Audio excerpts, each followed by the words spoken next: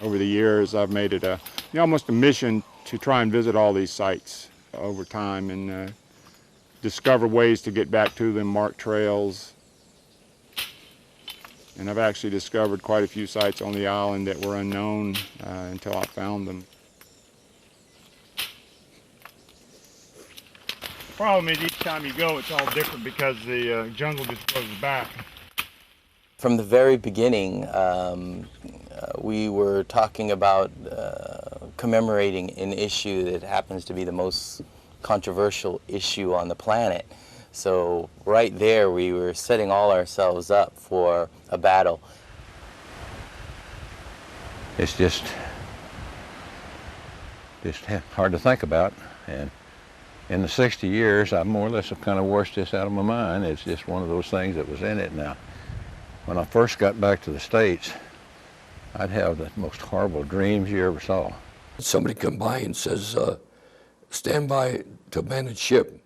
We're literally covered in black oil, which turned out to be a blessing.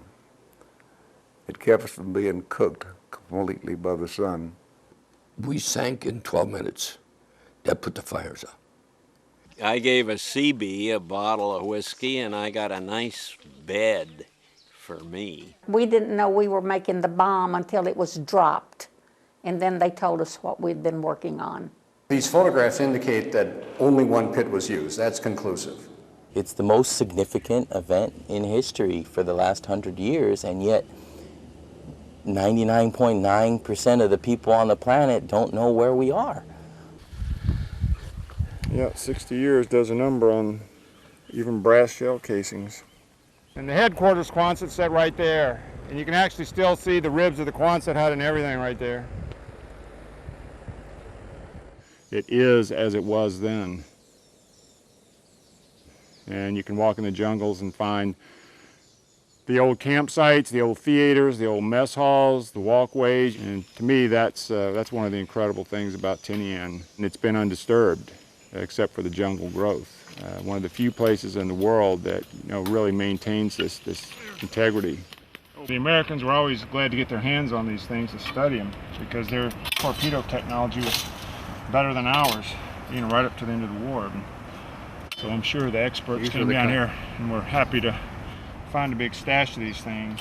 When I first met Andy, this big, tall, 6'5" giant walked into the office, stuck his head, and came in and said hi. I didn't know who he was. He is what I would like to say the proverbial expert in Tinian World War II lore.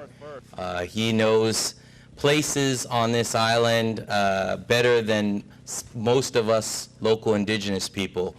Well, what this is a gigantic piece of aluminum here, just a huge sort of blob of it, where a front end of a B-29 just melted, and one turret just melted down on top of the other. And here are the 50 caliber machine guns out of one turret, and here are the ones out of the other. And then these are all pieces and parts of. So what caused the meltdown? A crash on takeoff. Okay. And the plane exploding and burning and so forth. Yeah. And then they just picked up the glob and moved it here? Yeah, dumped it over here in the quarry. We've just never been thanked so many times in our life. They could not believe the amount of cleaning that we did and effort, and I owe it all to the CNMI HPO office who believed in the project, who believed it needed to be done for the memories of the veterans. We were pinned down, well, maybe in from the beach, maybe 50 yards, that's all. And the Jap army was spread out. They spread themselves all the way across and started to come in. It was easy pickings for our machine gunners. More people were killed in Berlin in a couple of dates that I've got from just conventional things than in Nagasaki. There were an awful lot of horrible things taking place during that era. You could get over across the red line, which it says don't cross, and 17-year-olds are going to cross it. We went over, and your watch, you just go psh, just ruin your watch, or hairpins in your hair, it'd just pull them out. The magnet magnetic field was that strong. So that'd be that rail, just below that bar.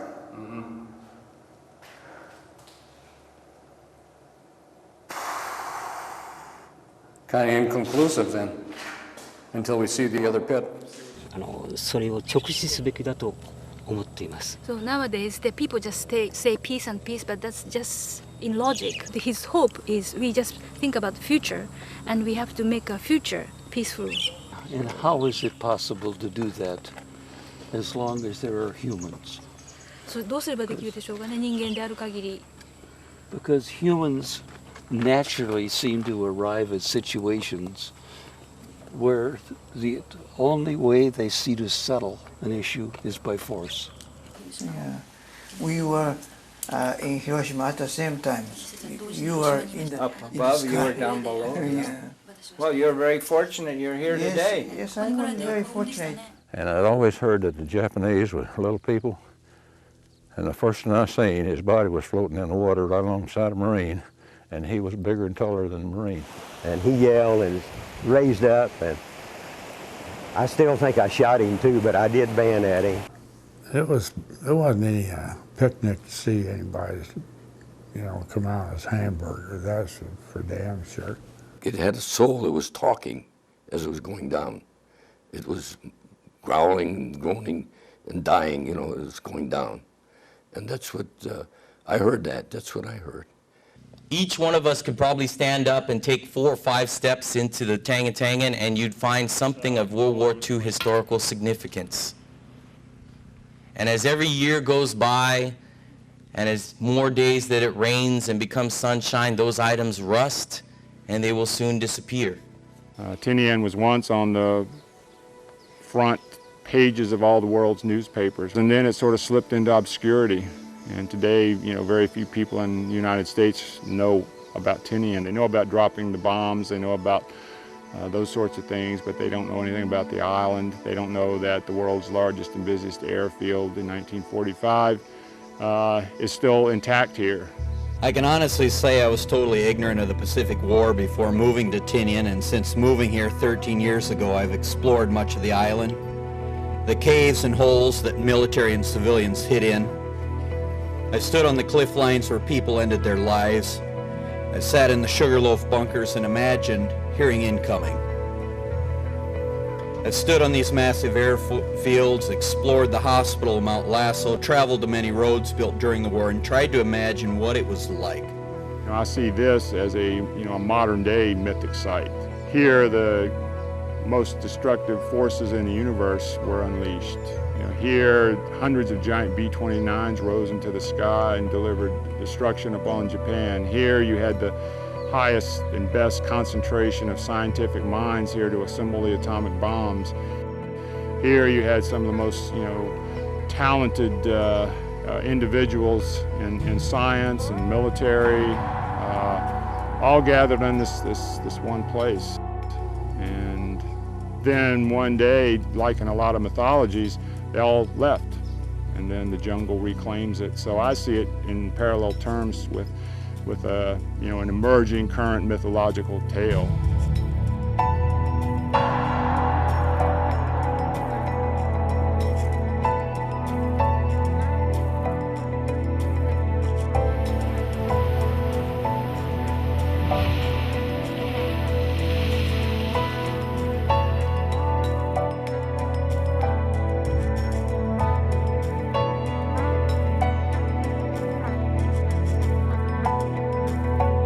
He says, what in the hell's that half-track doing up here?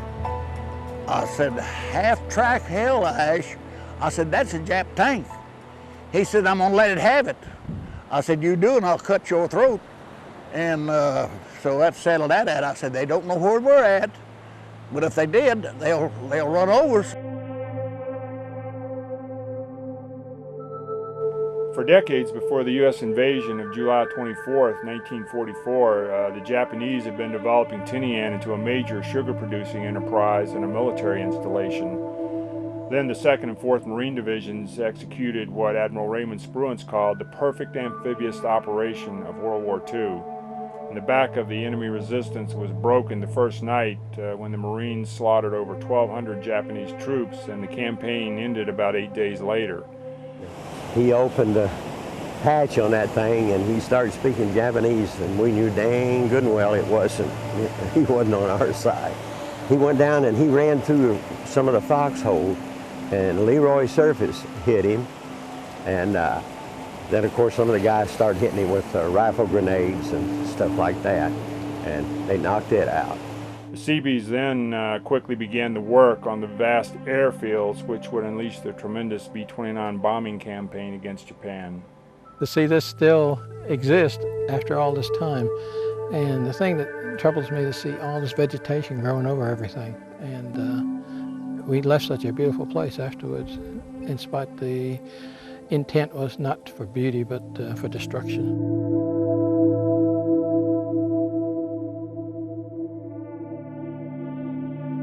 I guess my involvement with Tinian goes back to childhood. My father was a 4th Division Marine who landed here and helped take the island. However, he was killed when I was only 4 years old in Korea with the 1st Marine Division. My uncle was a 67th Battalion Seabee here, and I was fairly close to him, and in growing up, he used to tell me stories about this sort of enchanted Pacific Isle that he was on during the war, the beautiful waters around here, how he used to hunt shells on the beach, the beautiful sunsets.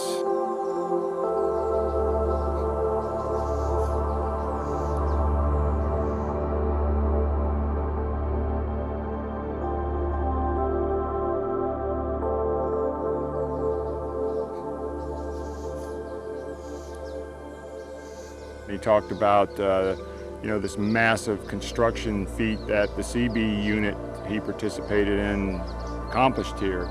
Fleets of B-29s taking off, this huge airfield. His unit also built the atomic bomb assembly sheds and loading pits.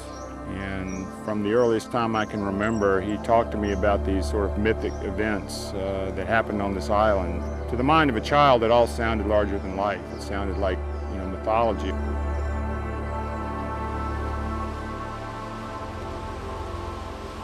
Today's ceremony is of particular significance as it focuses on possibly the single most important yet controversial event in world history. On August 6, 1945, the Enola Gay departed Tinian and dropped the first atomic bomb over Hiroshima.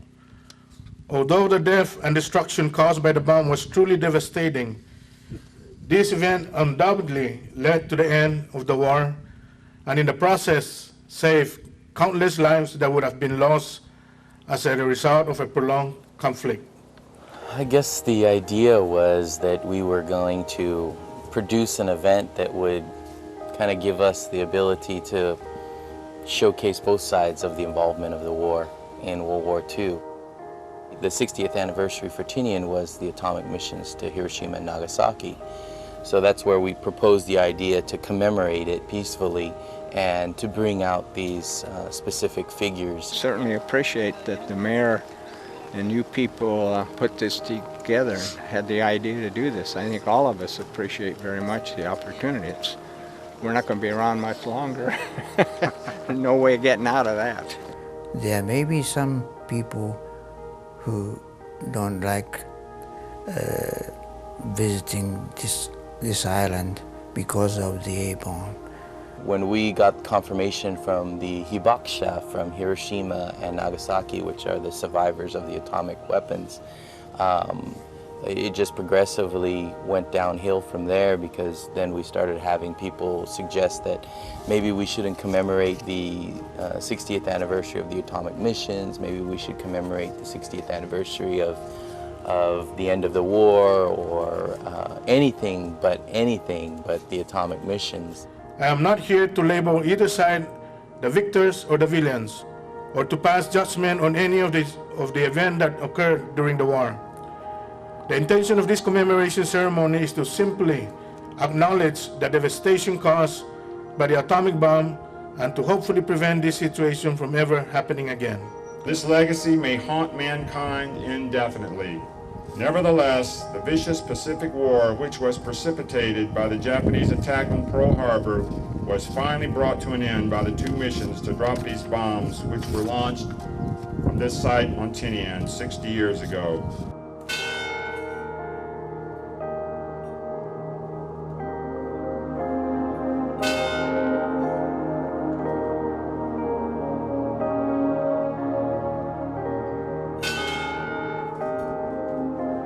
And now the color guard will escort out the USS Indianapolis crew members.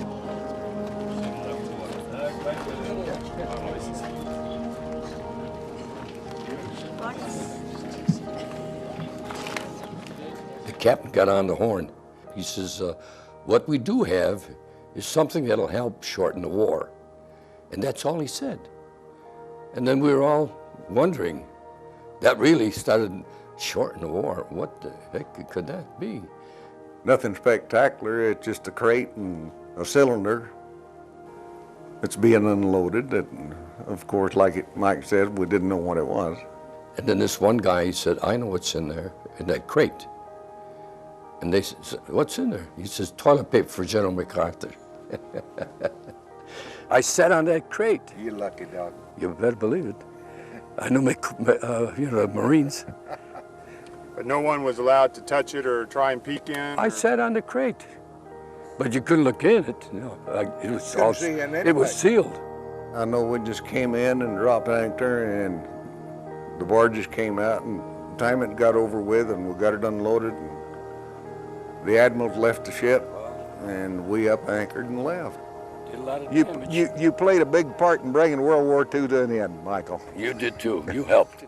長崎のその被災、何が起こったかということが The atomic bombing on Hiroshima and Nagasaki helped the world not to go into war anymore for 60 years because people know how powerful nuclear weapons are. So, And I hope that a nuclear weapon will never be used again. Okay, we're heading down to the bomb assembly shed where Little Boy was assembled before the Hiroshima strike. Dr. Agnew, do you recall visiting this particular assembly shed? We used to come down here and watch the guys putting things together. There was Charlie Baker and Raymer Schreiber from Los Alamos who were responsible for putting the Fat Man together and the Little Boy. Seemed to me it was a big building. Sure you got the right place? It's the right place. Okay. This is what it looked like right here. I mean, these are the berms? Yeah, these are the berms. You can actually see them up there.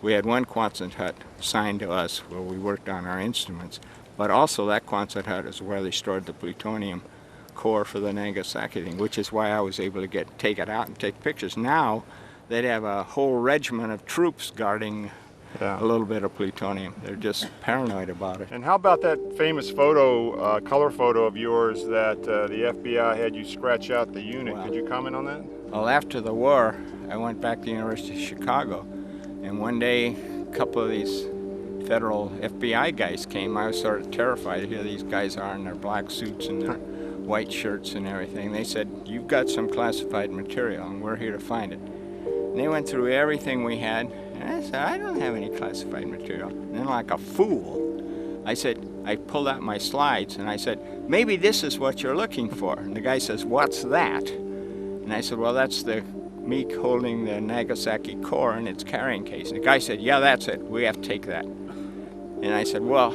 if that's the thing, can I just scratch it out? And then I can keep the slide because I want that slide. And he said, yeah, I guess that would be all right. And so he got a razor blade and scratched the emulsion off. So that's why that slide is so funny. I was always amazed that the CBs were able, working from very crude drawings, to come up with what was needed in the very short time that they had to work on it. And both here and back in the laboratories that we had in the 1st Ordnance Squadron, everything worked. There was never any problem with, our equipment's being ruined because the air conditioning is out. Everything worked. And I have the greatest admiration for the Seabees. This whole building was specially designed, and you can actually still see some of the copper strands that were built into the concrete to ground any excess electrical discharges. They were scared. They took every precaution to prevent spark.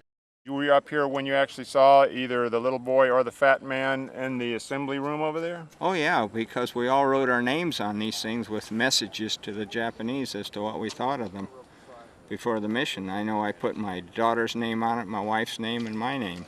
Everybody was signing the things. Is that right? Yeah. And they weren't very nice little messages that we left for them. In the fusing area, we completely tested out every component that went in the bomb. Those components and those with the firing systems were then brought here and assembled with the high explosive parts.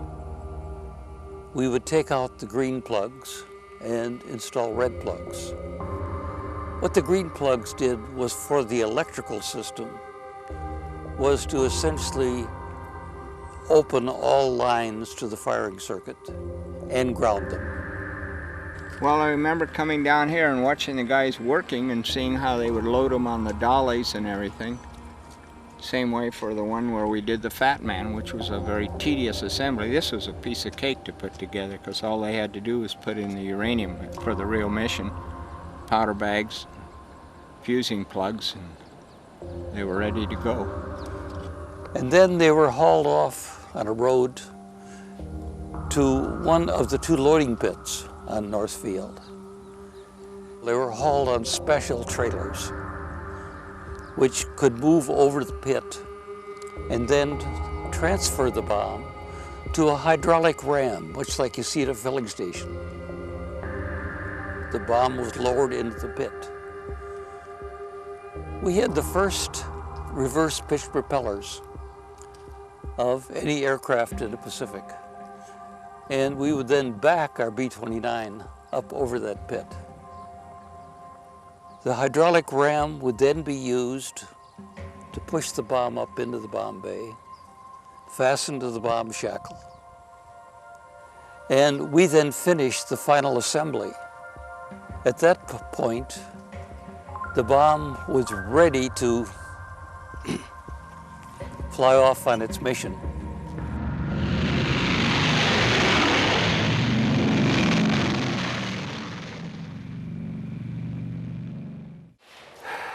Yeah, it's pretty tough to tell the chips are gone.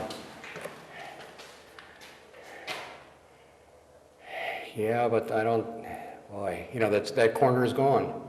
And that upper edge is destroyed up there.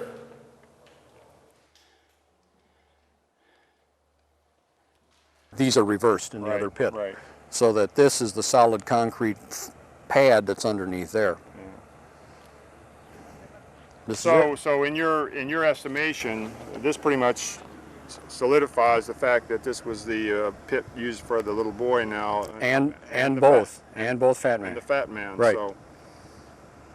So the other pit, I don't know what that was used for, but this was the one that was used for both bombs. where they're in the archival footage of the 509, in one small clip you can actually see while they're loading the Fat Man in this pit, you can actually see them loading a bomb in that pit. It's just for a few seconds. It's a pumpkin bomb. Okay, that sure. they're getting ready for another mission Sure. because they flew pumpkin missions right after the atomic missions. Absolutely, right up to the day of the That's what was going on over there. Yeah. We just, between Andy and myself, we've just definitively proved that this was the one loading pit used for both bombs, and that this was the pit and not the other one. I've been working on this since 1993. And to actually be here at this time on the 60th anniversary,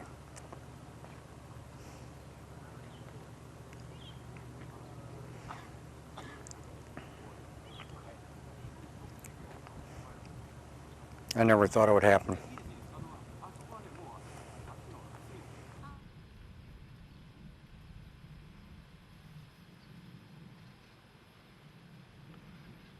Those two little holes in the ground where the whole scenario emanated from that has sort of hung over everyone's head now for 60 years, and it's still so controversial. You know, to actually to walk up and be able to touch that, I think is a profound thing for anybody that would do that, or anybody that has the chance to come over here and see that. I mean, you're affected forevermore because you've actually seen where it happened. It's real. It's not an intangible thing you read in a book now or see a picture of. I've actually been there. I've touched it. I stood there and looked down into the pit. The full realization of what transpired there, you know, hits you, and it changes you forever.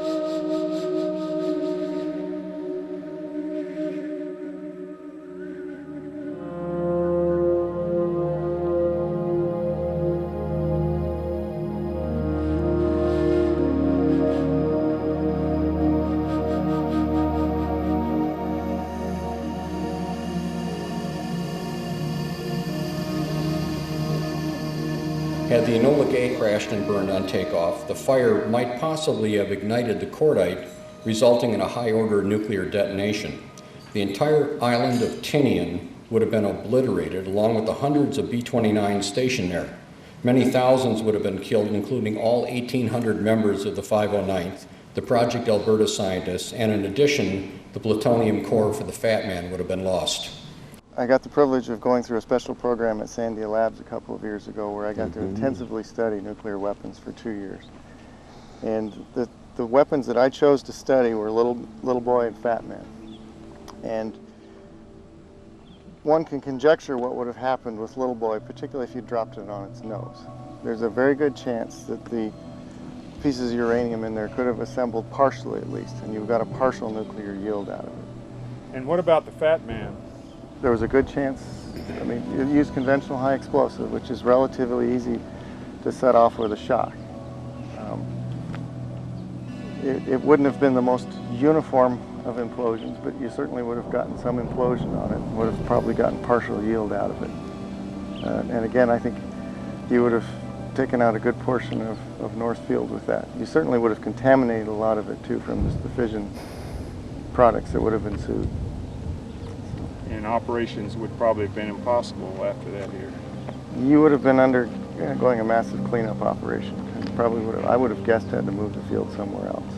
I flew on the Hiroshima mission and measured the yield with Major Sweeney on the Great Artiste was our airplane. We were programmed to follow the Enola Gay, and as soon as he took off, about a minute later, Sweeney revved things up, and we took off, followed him, and all the way to Hiroshima. We flew right alongside of him, see him all the way. Were you a little tense on the takeoff, or did you have complete confidence in Sweeney? We'd flown a lot, and I had no qualms about it. My only qualms were what was going to happen to us when we got there. You know, Paul Tibbets was here on Tinian recently and spoke about dropping the bomb. I pulled the nose up to come level with the horizon, and the whole sky in front of me lit up with the most awesome blues and purples and whites and reds that you ever saw. It was like the atmosphere reacting to that thing, and it was very colorful. And when that did happen, I tasted it. When I happened to see outside the window, I could see 2 B-29 bombers flying very high in the air. They were just beautiful, shining in the morning sun, silver white, brightly. And I thought of ice candies. Yeah, they were very beautiful. And we were so hungry those days, and I thought of eating them. Stupid. Who knows, they were the messenger from the hell. When the blast finally went off, we were busy at our instruments, each one watching to see that indeed we did have a signal. And the plane just lit up. And all I wrote in my technical notebook was, wow, it really went off. It really did. That's the extent of the technical information I recorded. And then all of a sudden we got a real slap on the airplane because we had worried what was going to happen to us. We had no idea how large the yield was going to be, and there'd been all sorts of stories of things that might happen. The atmosphere would be ignited, all sorts of weird things. And then we thought, well, that's good. And then all of a sudden we got the reflected shock off the ground, which we hadn't anticipated. Another slap, and at first we were sort of confused. What was that? Then we realized since it was an airburst, we got the direct blast, and then we got the reflected blast off the ground. That was the moment of explosion. Yeah. Strong flash and heat wave, and of course shock wave or explosion, all at once attacked me. See, at the same time. And the whole world looked like a, well, orange world. Like sunset. Yeah. And I felt bombing. And I covered my ears and eyes and jumped under the desk. Then a huge noise followed. Hundreds of thunders at the moment, you see. We had seen the city coming in. It was clear, and I'm amazed at Tibbets and his navigator and his crew, because they were bomb went off within 15 seconds of when it was planned to go off. Absolutely a fantastic mission. And then after the bomb went off, which is when we got to look, you couldn't see anything. It was just all sort of a muddy gray cloud all over it, and out of it was this big, what's today is called mushroom cloud. And the whole world changed into a real dark world. Real pitch black, almost midnight. Oh, I was so scared to death, of course, you know.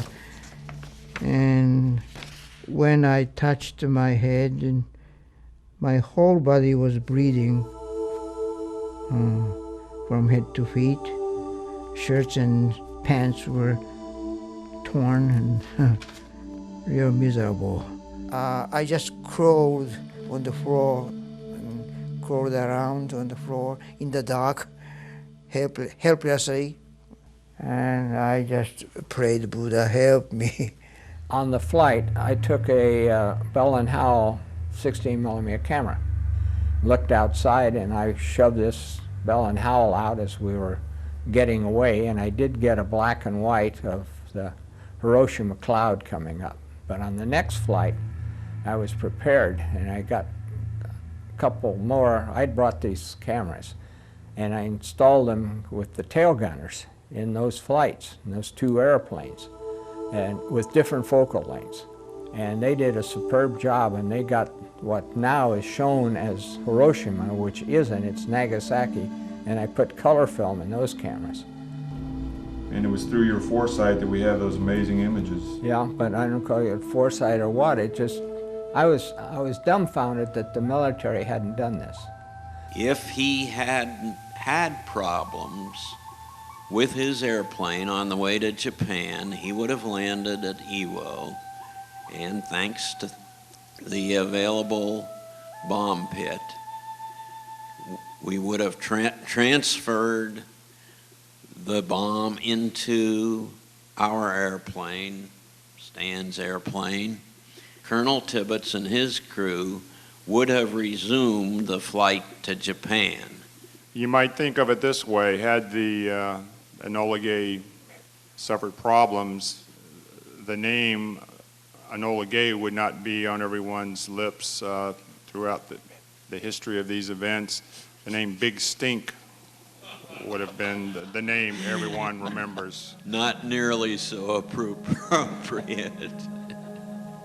We're standing on the Enola Gay runway. We're reminiscing here, and Martin, of course, this is August 8th, 2005, and this is the day he was shot down, and I was wondering if you could just you know, give us some memories of that, that memorable, it must be a memorable day in your life. Yes, it certainly was. It seems to me we left like 3:15 in the morning. It was also dark. And our target that day was Yawata, a city noted for its steel mill, I believe, at that time in the northern part of Kyushu on the Sea of Japan, on the coast. And we got there about an hour from now, if my recollection is true, around 11 o'clock or so. And we dropped our bombs, not without some problems, because we had lost some power and fell out of our formation. By that time we got hit by something, we think anti-aircraft. We had a huge fire. The pilot put it in a dive to try to blow it out, thinking it might be an engine fire, but that didn't work. And then he talked about, on the intercom, about ditching, but we couldn't get the bomb bay doors closed. And by that time we were getting pretty low, and the fire to me looked kind of bad. I didn't want to jump, but I thought it was safer to get out of there than stay there. And he finally said jump, which we did. And that worked, everything worked. We all congregated in the water. It was a nice sunny day, probably around noontime by now. And the sea was calm. The only thing wrong was we missed our airplane commander. He didn't survive. He probably didn't jump soon enough, and he did not survive. We expected to be picked up momentarily because there were submarines up there and also PBYs doing air-sea rescue. And so we were in a jovial mood, actually. We felt great that we'd survived that far. But our joy disappeared after a couple of days. Nobody came to get us. So we were picked up by Japanese fishermen, I think the day before the emperor announced the cessation of the war. We were not treated very well, which was probably understandable under the circumstance. And eventually we were turned over to the military, and they tied us and blindfolded us and marched us various places. Eventually, though, after a couple of days, to Hiroshima. And at that point, of course, we knew nothing about the atomic bomb.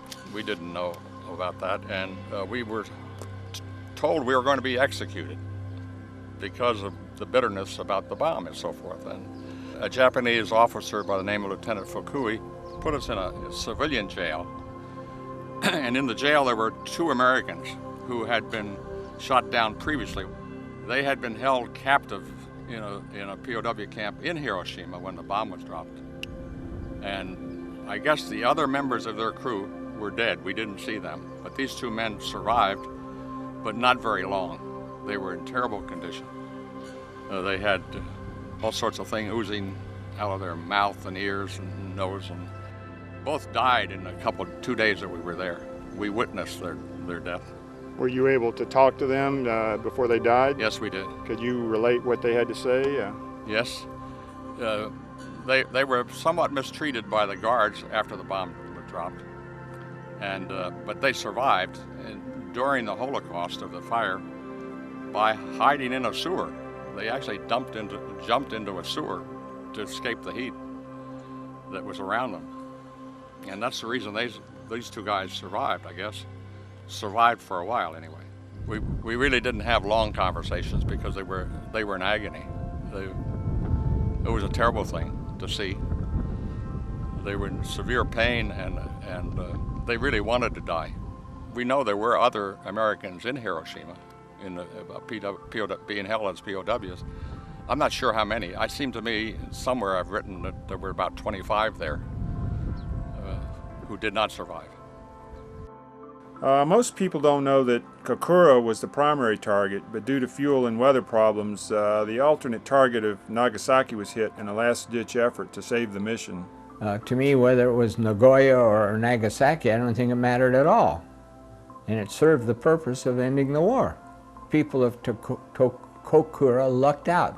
I look at it that way, people of Nagasaki, but Nagasaki was an appropriate target. It would have been the 3rd target next time around if they hadn't surrendered. I have always felt that it saved a great number of Japanese lives and American lives. As I understood it, the Japanese had 1.2 million soldiers in the Navy and Army, and 28 million prepared in rudimentary defense techniques, some using very crude techniques. The mindset of the Japanese was every man, woman, and child should be prepared to die for the emperor. My view, when I was on this island then, was I just want to get the war over and get back home and get on with my life. And I wanted the Japanese to be able to do the same thing.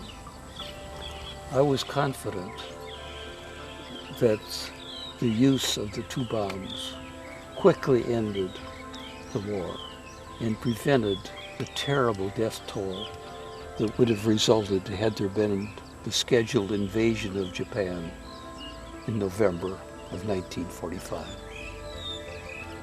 核兵器が原爆が使用されたことで、私は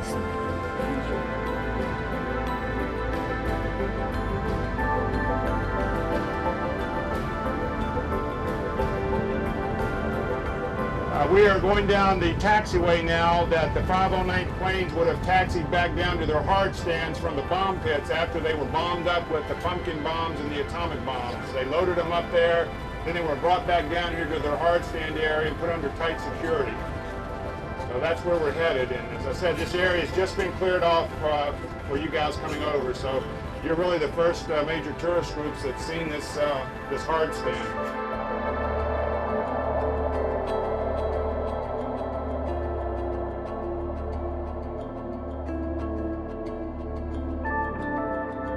And this is where Colonel Tibbets, after the mission, got out and got the DSC and Farrell and Spats and all the brass was right here, the swarms of cameramen.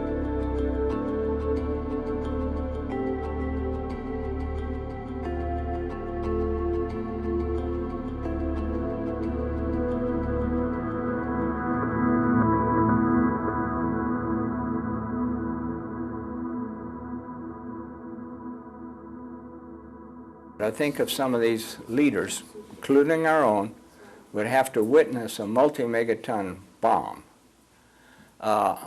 they would never contemplate using one. I remember the first large one I ever witnessed, the Mike shot, and I couldn't believe the heat. It came on and it came on and it came on and it didn't go away. And we were 30 miles away out on a ship. And it was, to me, a most terrifying experience. And I just think that world leaders have to witness, experience the heat to make them appreciate the potential devastating power. Otherwise, it's just a number to them. It doesn't mean anything. The next campsite we're going to is the 509th Composite Group Camp. And we'll be walking through that. You'll be able to see the mess hall, the theater, where the chapel was, where Paul Tibbets' headquarters area was, and a couple other interesting sites. So this is what most of the camps would look like today, except that this one's had a path cut into it. This is the planter in front of the 509th Composite Group Camp. And Tibbets' headquarters, Quonset, was right on the other end of this. Everybody see that? So a lot of what Tibbets did in the official capacities of working on the missions and the plans and everything was done in this headquarters area, which existed right at the end of this big planter right here. You can walk right up this path to the steps up there, and as you walk by you can see the tower. This is the base of the tower in the 509th camp right here to the right, these 4 concrete pylons for this tower. And we're going to move on up this path to the chapel, site of the chapel.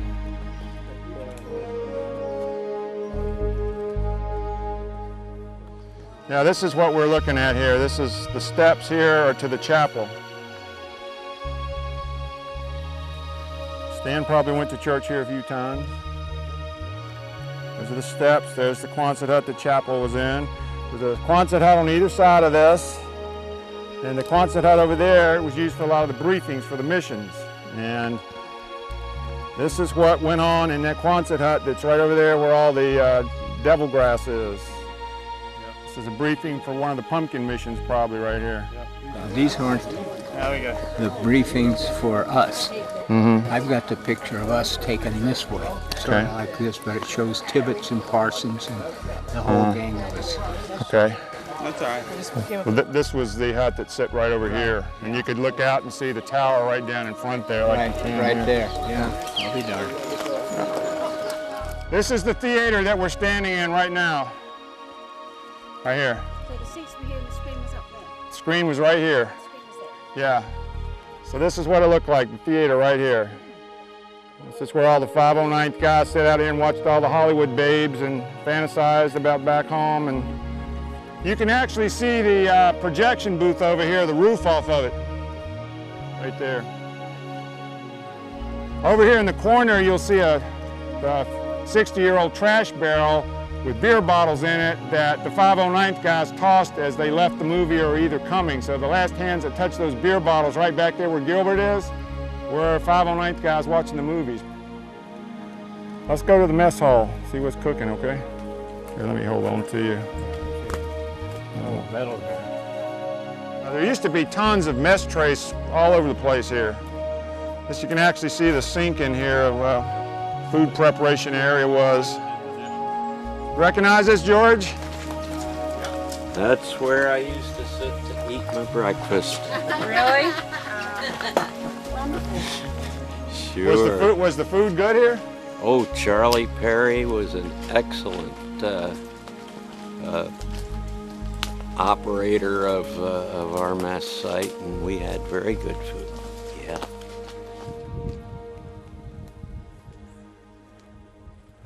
Okay, this next area is an area I discovered in 1994, accidentally came across it, and at first I thought it was a graveyard that had been missed. And then I did some research and found out that this is a little memorial park for the 13 Seabees who were killed in construction accidents here, and these are actually their helmets. There are hundreds, if not thousands, of sites like this that are still untouched, undiscovered, and need to be protected. What struck me and actually hurt me quite a bit was that the memory of those 4 gentlemen did not have a plaque. The helmets were not protected, and the memories forgotten.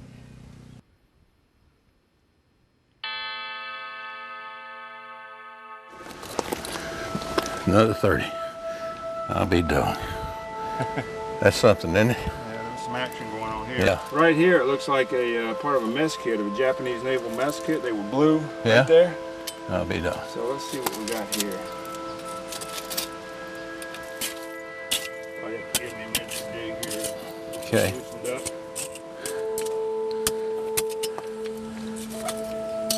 There she's coming. Looky there. Japanese Imperial Naval mess kit. See Yeah. the anchor symbol on there? Yeah, sure is. That's pretty neat. After 60 years in Yeah. the sand, isn't that amazing? Sure is.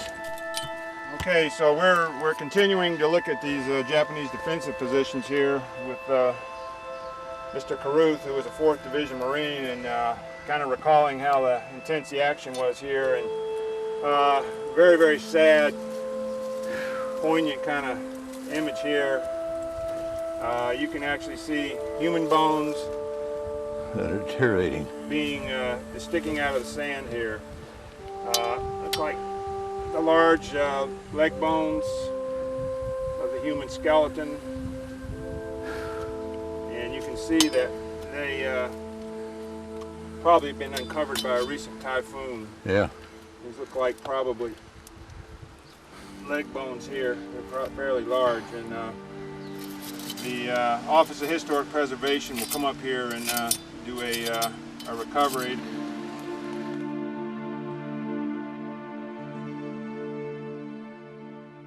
You know, when you find human bones here on the battlefield, it's always, to me, really gives you an idea of what it's all about. I mean, this is a guy who, his family never knew what happened to him. Right. He never came home. He was missing in action, and he's been here 60-odd years now, and They never know any his different. family never knew what happened to him. No. Did you expect to see something like that when you came back here? Yeah, I wondered if you'd find something like this, but you know, I couldn't quite picture all this terrain here and everything. But I knew there had to be some out here because, you know, when you kill the thousands and thousands of them, well, there's bound to be something left beside because they just couldn't cover them all up, you know. And you tell me about in this terrain here, definitely you can see it, see. But I really don't have no feelings other than the fact I just feel sorry for the guy. Well, let's have a moment of silence here for this poor Okay. guy, and then we'll head back.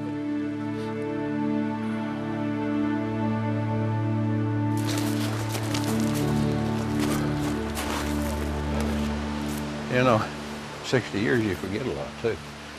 Or I do. Forget a lot in 60 days. Yeah, way up here. Another human bone here that's been uncovered by the water.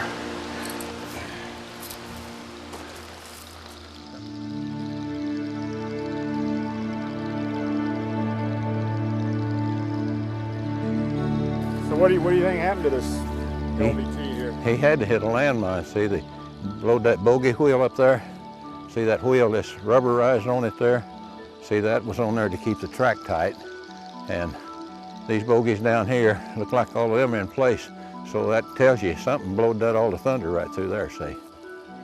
Every one of us has had our fingers crossed. First night I spent here in the Marianas, I was one scared fella, I'll tell you. I don't think I slept a wink that night. We were supposed to be the secret weapon for the Marianas. When they sent us ashore, some people didn't know where they was going or anything else. And in fact, I lost a captain that morning. Just tore the side of his head out, and it was something. How's it feel to be here 60 years later looking at one of these? Kind of bothers me, really does, because I can remember old Steve sitting there and old Twig sitting there and old Bosie passing the ammunition. But I can't remember my passers. I think they've been gone too long. I had two passers and a gunner. I can't remember him either. But we was pretty cocky. We still thought we could hold our own, even to get the heck shot out of, you know. But it kind of bothers me.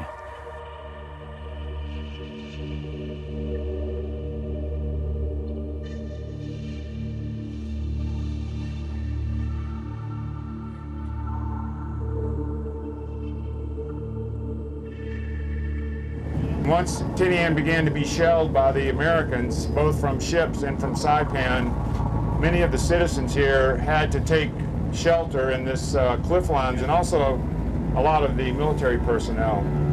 In these caves you'll find all sorts of Japanese implements, cooking utensils, shoes, clothing, belt buckles, pottery, and then of course in many of the caves, sadly, you find bones also.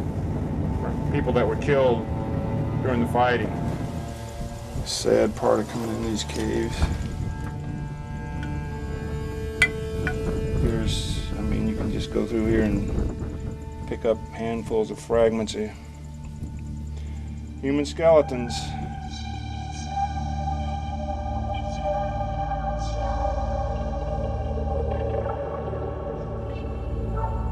They basically had to, take whatever they could grab when the shells started coming down here, move into these caves. There's another aluminum, looks like part of a mess kit or something there. So.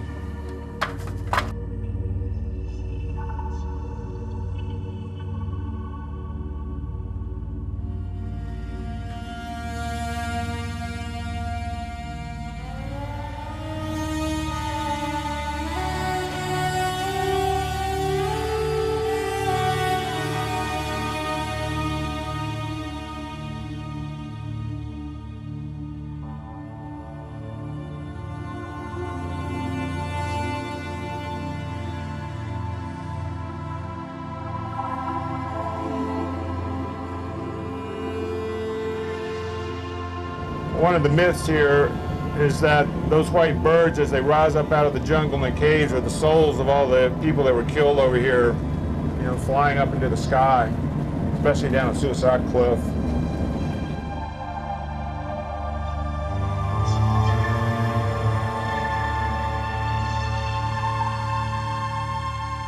Japanese had brainwashed the civilians here into believing that the American Marines were pretty atrocious fellows. They told them things like to be a Marine you had to actually kill a member of your own family, and that they would take the men and nail them to trees and set them on fire and eat the babies and rape the women and then kill them. And that's one of the reasons that the civilians here chose death over surrender in many cases.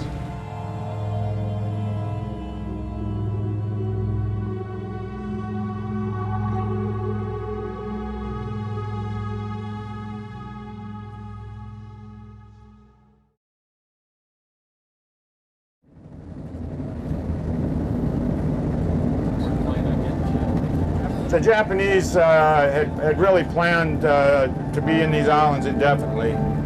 They planned on long-term occupation here, so they put vast resources into the buildings they built here.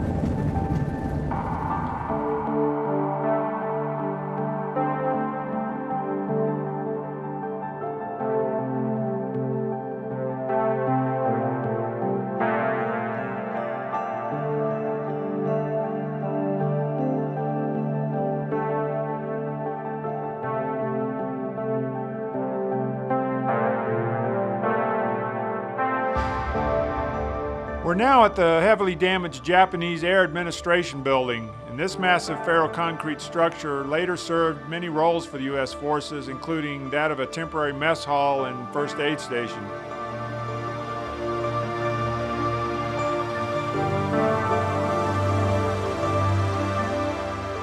This battle-scarred structure served as the main Japanese power station and featured diesel generators, which were later salvaged by Seabees to generate power for U.S. bases on Tinian.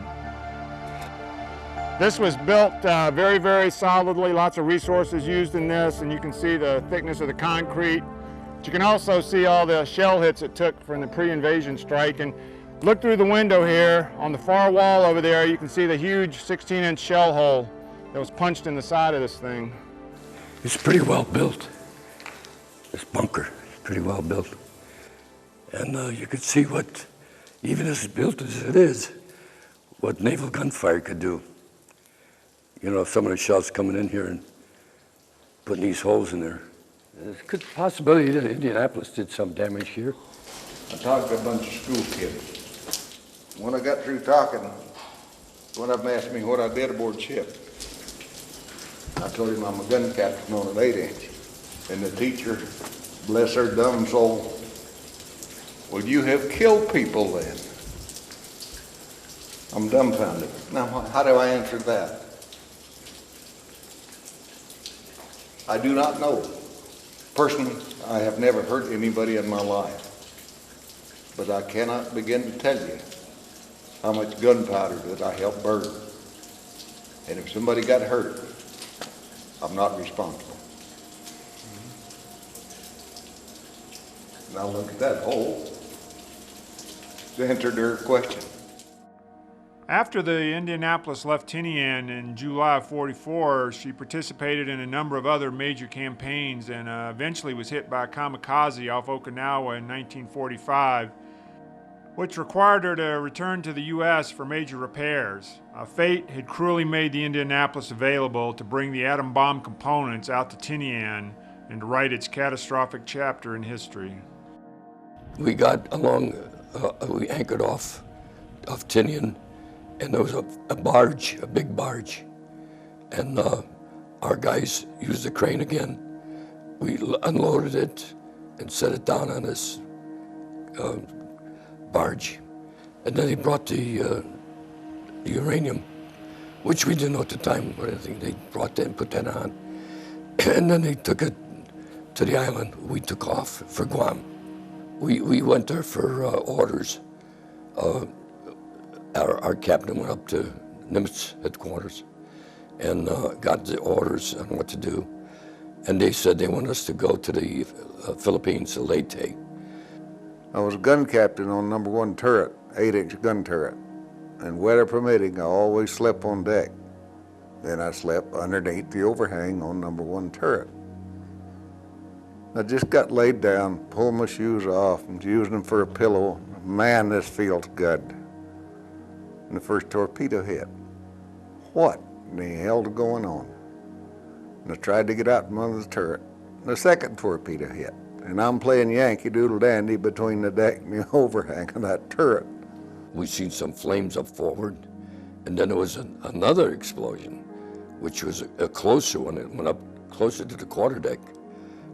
This was just forward of the quarterdeck. It hit the powder magazine and the oil bunkers, and that went up, and that was really close. The flames flew back aft.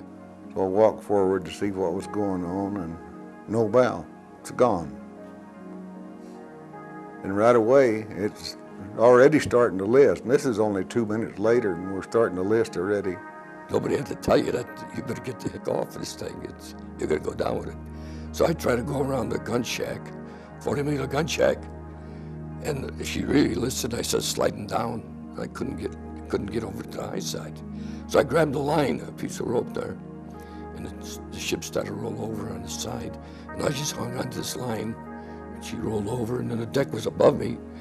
And then she started going down, bow first.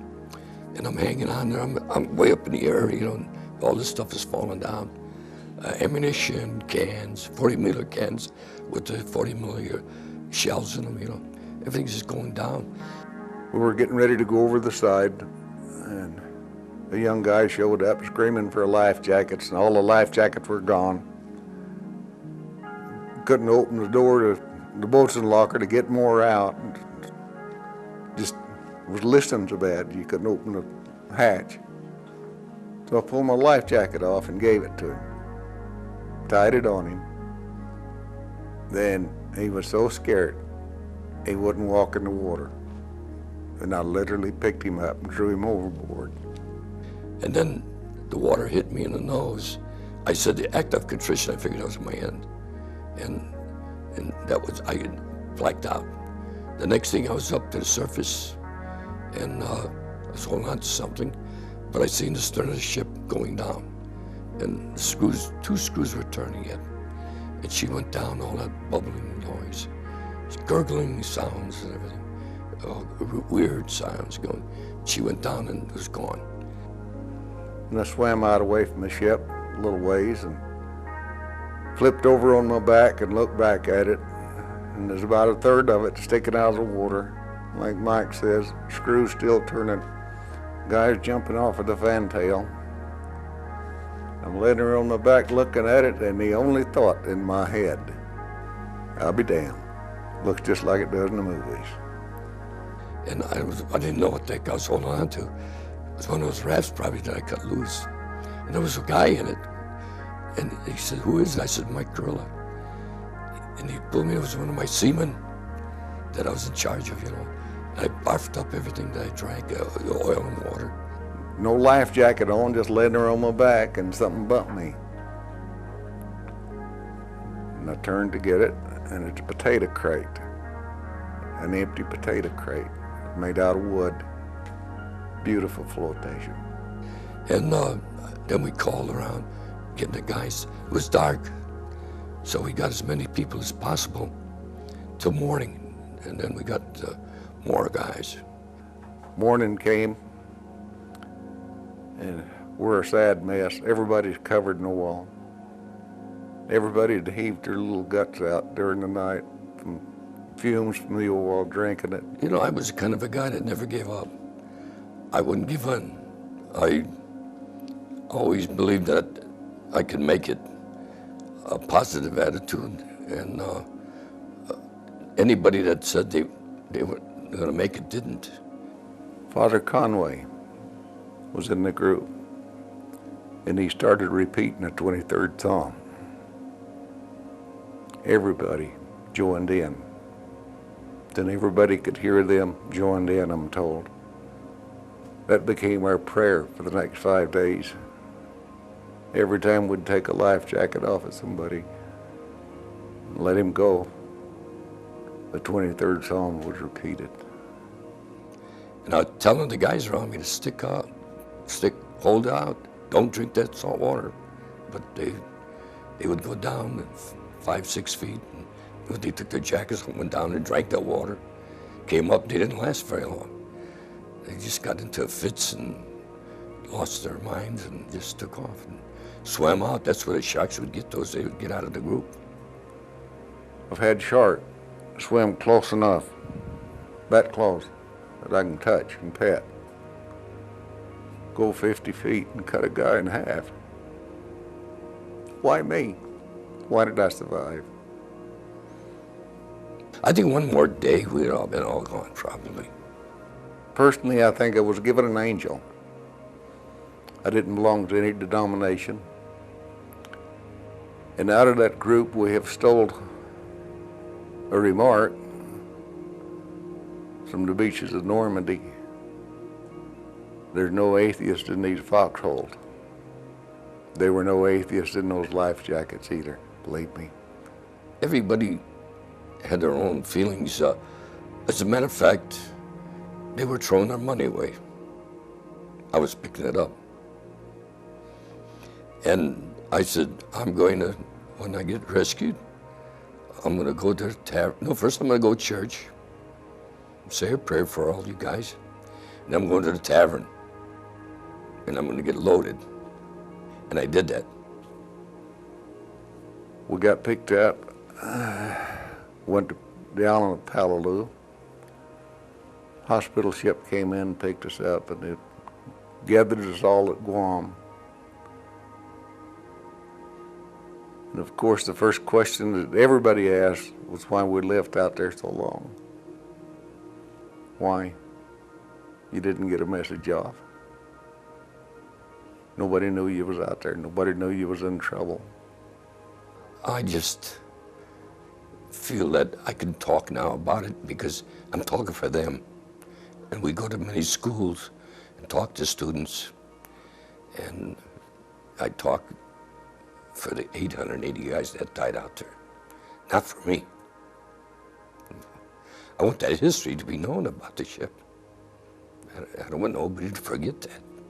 When I wear my hat, I'm not saying looky, I was a survivor of that ship. I wear it to salute those 880 guys, my friends that I left at sea.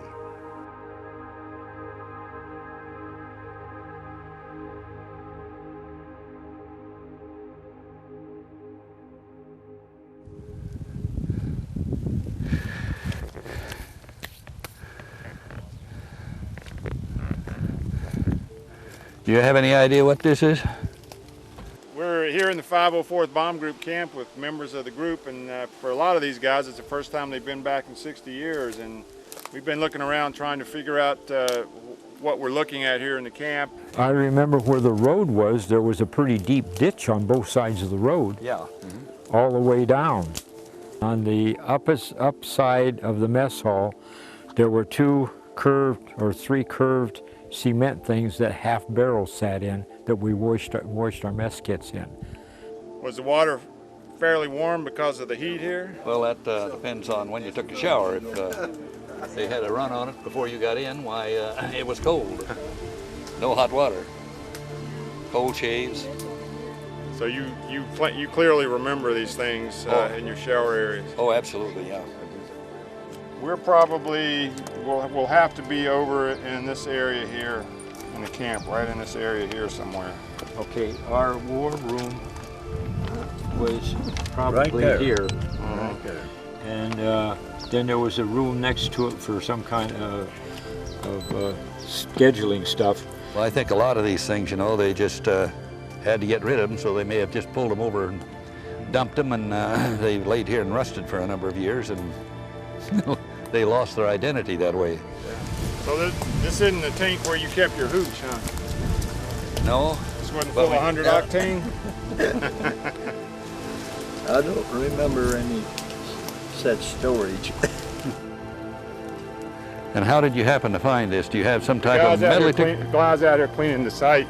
We spent about 4 days out here, and you know they had specific areas to work in, and they, you know, whacked around and found the sites, and then the sites they had, you know, they cut paths in, so you guys could come in here and ID places. When you think of how much equipment they threw over the cliff down here, why, It's hard to tell. It's hard to tell what it is and why they didn't take it there if they wanted to get rid of it.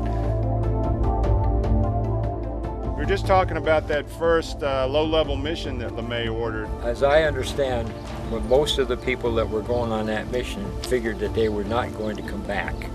So they all wrote letters home, farewell letters home, and they sealed them and they left them with somebody here to send back if they didn't come back. So were people really upset when they got those orders?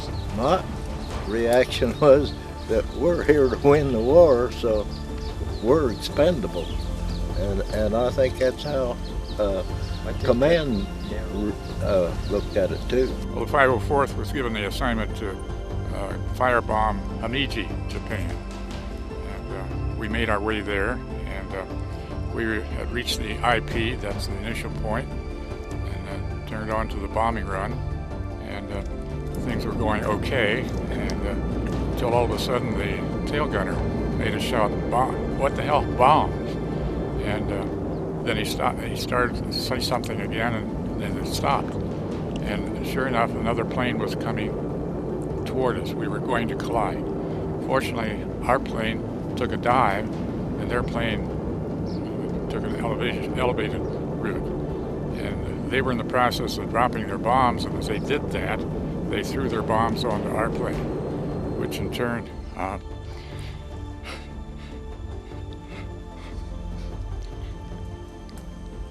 help me. Well, they tore off the rudder totally. It was about maybe a foot or two. The rudder was remaining, and the rest of it, bombs tore through the stabilizer, tore holes in the bottom of the plane, the rear section, fortunately, and created quite a bit of destruction. The pilot wanted us to disarm and jump, abandon the plane, and kind of a voice vote was taken, and we decided to stick with the plane. It was still flying. We reached Tinian, and I jumped out of the plane after we got it stopped and laid down on the ground and kissed the sand. Everything was gone, just about a foot above the fuselage. And then there was a hole that went through the unpressurized section where a bomb had gone through there. Down through the years, I've thought about how lucky we were. A few variables, a few difference in elevation or speed or drift or what have you, and if those bombs had hit the front part of the airplane, we wouldn't be here. So I thank God for that down through the years.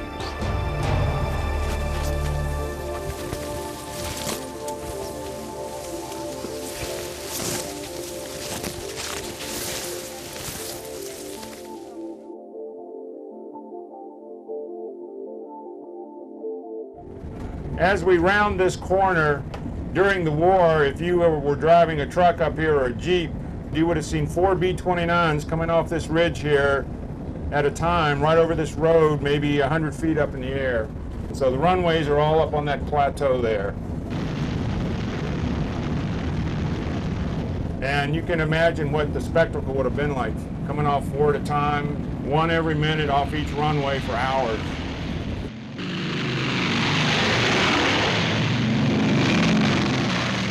And at the end of the war, why they were putting extra effort into getting all the planes in the air if they possibly could.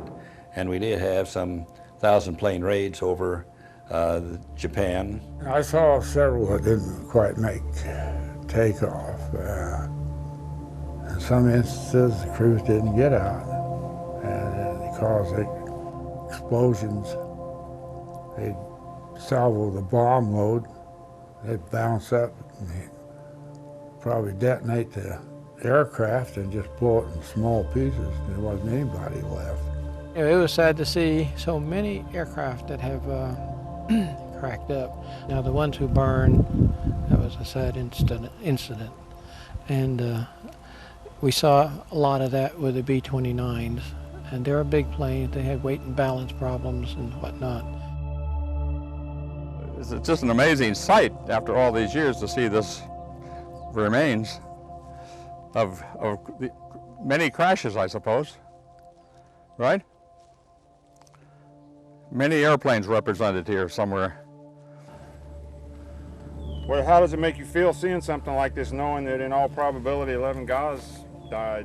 Well, I didn't see but one of those kind of crashes while I was on Tinian, but obviously it's sad to look at, to think that the remains of somebody are in here somewhere. And here's a big chunk of something. Burnt metal skin. Yep.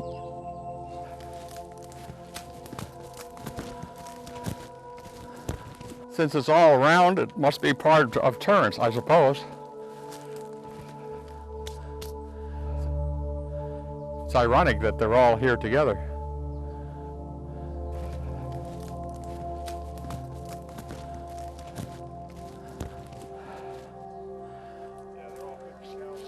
Yeah, I find all of this 50 caliber harness, but the rest of it, I guess, is part of various turrets.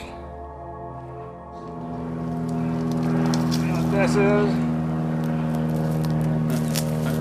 That's the top of an old helmet. You really think that's what it is? Yeah. Well, it does look at the it's all flare on the bottom. Go ahead. It's all rotted away. I'll be damned. Just imagine how much there is all over the place.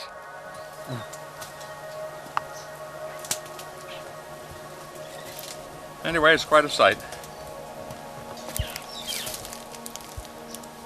This is the only remaining really historical site. There's Los Alamos, but it's changed. There's nothing there that was there during the war. Everything is gone. But here, it's real. And if this, the facilities here could be renovated, I think it would be a tremendous attraction worldwide for people to come and witness where all this took place. And I think the mayor really should be commended for his vision, and I hope his hopes are realized and he really can develop this into a park or a shrine or whatever you want to call it, because then future generations could benefit from the real historical significance. Because all the facilities that created these devices during the war are all gone. They're all gone.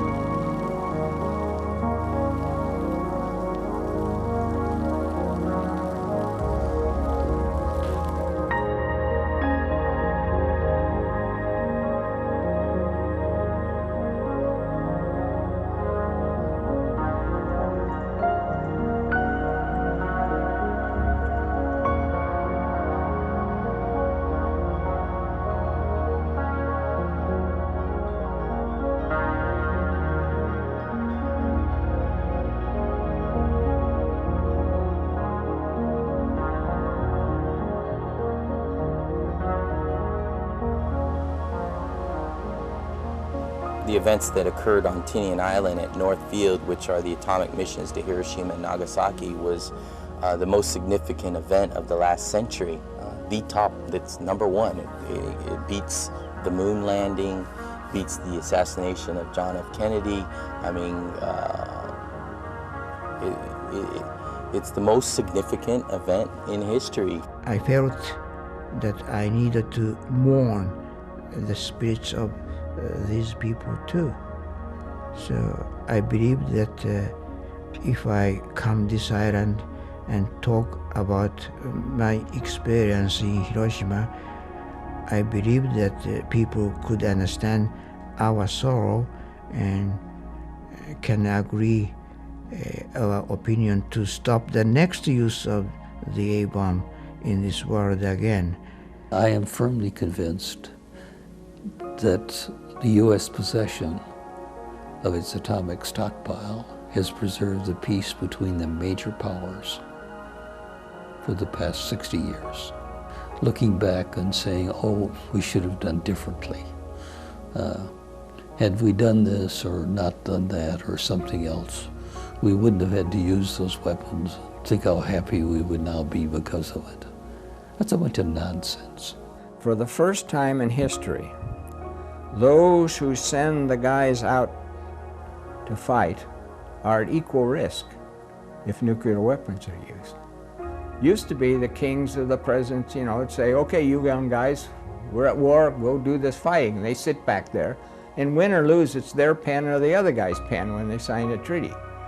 But with nuclear weapons, they're at the same risk as the poor kids that they send out to do their bidding. This is the first time in history that's happened. So I think it's been a stabilizing thing to prevent any major conflicts between major powers.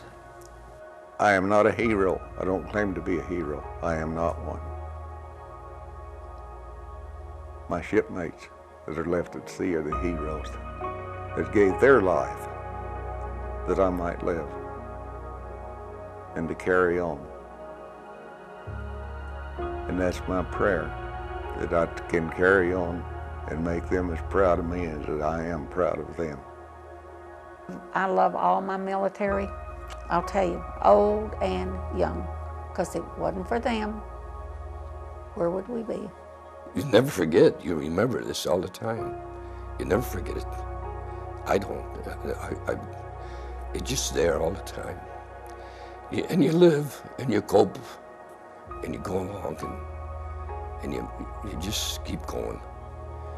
I'm deeply honored that I was invited to be here. I hope through it that we will mend fences more and become civilized brothers and sisters as we should. I'm looking forward to meeting the Japanese that are involved in this. I know they didn't have it easy. I know we didn't have it easy. I'd like to shake their hand.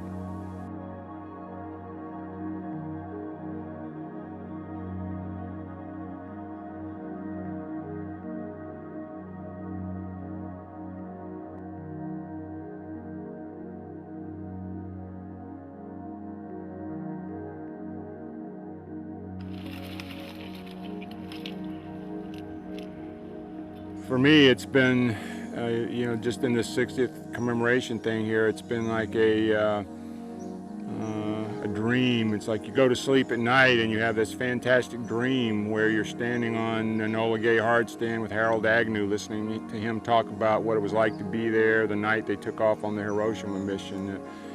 You know, you're over on the beach listening to a Marine talk about what it was like coming in a landing craft scared to death and what he was going through his mind. You're listening to, you know, Leon Smith talk about working on the atomic bomb, assembling it, and you're here with the Japanese survivors of the atomic blast, and you're looking them right in the eye and you're hearing their comments, and it's like someone gave you this magic key to this incredible few hours to look into the past.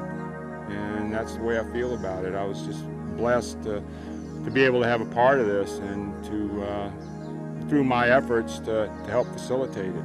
And, you know, it seems like the dream is over now.